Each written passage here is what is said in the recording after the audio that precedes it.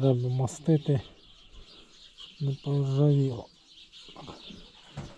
Ну я намачую, потім буду чистити, бо там уже нальот видно.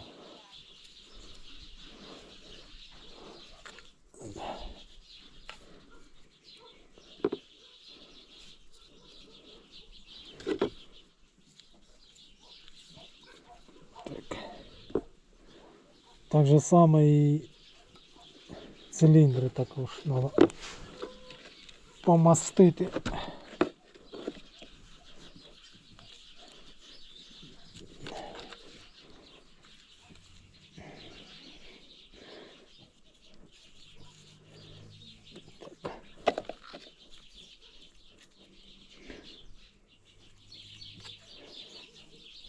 Так.